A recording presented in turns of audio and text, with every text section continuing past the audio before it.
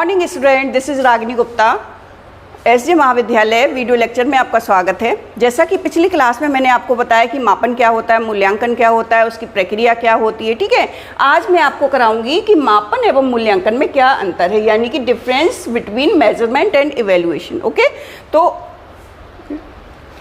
मापन एक प्राचीन धारणा है। मापन मीन्स कि मेजरमेंट कि जैसे हम पुराने समय से करते आ रहे हैं कि किसी वस्तु को किलोग्राम में नापना, दूध को लीटर में नापना, वस्त्र को जो है मीटर में नापना, तो ये प्राचीन है, इसमें कुछ नया नहीं है। ओके, और जबकि मूल्यांकन क्या है, एक नवीन धारणा है। नवीन मीन्स कि ये टेक्निकल बेस्ड है और इसमें बहुत सारी चीज़ों को हम माप सकते हैं। ठीक है, जिसको हम कहते हैं इवेल्युएशन, ये एक नवीन धारणा है। उसके बाद मापन एक साधारण शब्द है। मापन मीन्स कि मापना किसी चीज़ को, सिंपल।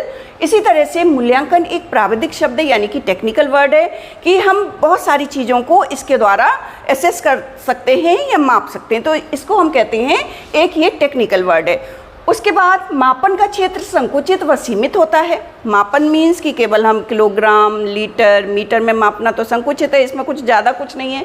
जबकि मूल्यांकन एक विस्तृत प्रक्रिया है। विस्तृत मीन्स कि व्यापक कॉन्सेप्ट है, इसमें बहुत सारी चीज़ों को देखा जा सकता है, इसलिए इसको विस्तृत कहते हैं। ठीक है, उसके बाद है मापन व्यक्तित्व के कुछ आयामों को प्रतीक प्रदान करता है। प्रतीक मीन्स कि जब हम किसी नियम के अनुसार किसी चीज़ को मापते हैं तो उसमें प्रतीक हैं, चिन्ह हैं, ये सारी चीज़ें नापी जाती हैं, मापी जाती हैं। उसके बाद जो है, जबकि मूल्यांकन छात्र की रुचियों, अभिवृत्तियों, मानसिक योग्यता आदि की जांच करता है। मीन्स कि उसमें बच्चों में रुचियाँ कितनी हैं, क्यों उनको गणित पसंद आ रहा है, अभिवृत्तियाँ क्या हैं, यानी कि एटीट्यूड क्या है, उनका एप्टीट्यूड क्या है, ये सारी चीज़ें हम इवेल्युएशन में लेते हैं। उसी तरह से मापन द्वारा तुलनात्मक अध्ययन संभव हो सकता है। तुलनात्मक मीन्स कि हम किसी को कंपेयर कर सकते हैं। किसी बच्चे के गणित में 35 अंक हैं, दूसरे के 40 अंक हैं।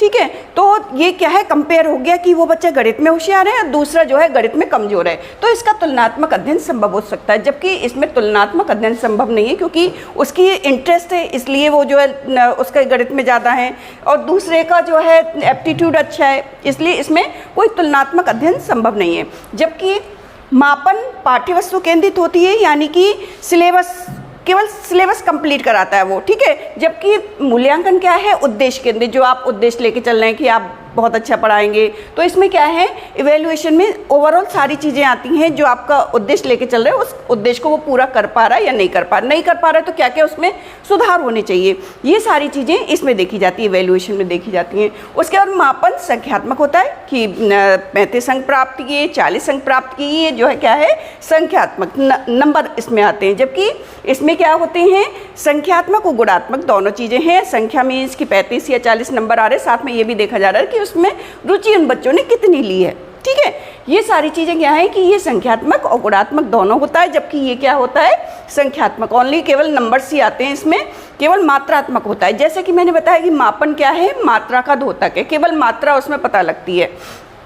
उसके बाद मापन में वस्तु की मात्रा कितनी है का उत्तर दिया जाता है। ओके, वस्तु की मात्रा मीन्स कि जो है कितने किलोग्राम है, कितने लीटर है, कितने मीटर है, केवल इस चीज़ को देखा जाता है। मूल्यांकन में वस्तु का मूल्य, वैल्यू जजमेंट देखा जाता है कि वैल्यू कितनी है, यानी कि ये क्वालिटेटिव हुआ और ये क्वांटिटिव हुआ और ये क्वालिटेटिव हुआ, ये दोनों चीज़ें इसमें देखी जाती हैं। उसके बाद मापन मूल्यांकन का एक अंश है। ठीक है, मापन मूल्यांकन में ही आता है, जबकि मूल्यांकन क्या है, पूरी शिक्षा प्रणाली का एक अंश होता है। ओके, तो ये सारी चीज़ें मैंने देखी। जैसे मूल्यांकन पाठ्यवस्तु केंद्रित पूरा सिलेबस आपको कराना है तो क्वांटिटिव आप देखोगे, जबकि इसमें क्या है, ऑब्जेक्टिव बेस होता है, ये मूल्यांकन उद्देश्य केंद्रित होता है।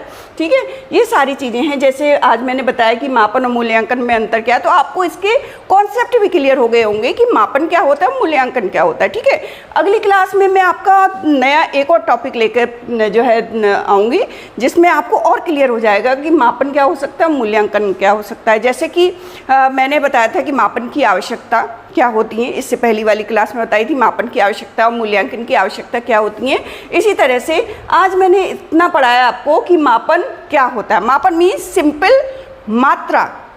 ठीक है, केवल सिंपल मात्रा को हम कह सकते हैं मापन। तो ये सिंपल है, इसमें कुछ नया नहीं है, ये पुराने समय से चला आ रहा है, ठीक है। जबकि मूल्यांकन क्या है, मूल्यांकन बड़ा इंपॉर्टेंट है। मूल्यांकन मीन्स कि आप किस तरह से जो है बच्चों की रुचियाँ हैं, अभिवृत्तियाँ, उनको आप और कैसे प्रोग्रेस कर सकते हो, ये सारी चीज़ें हम मूल्यांकन में देखते हैं।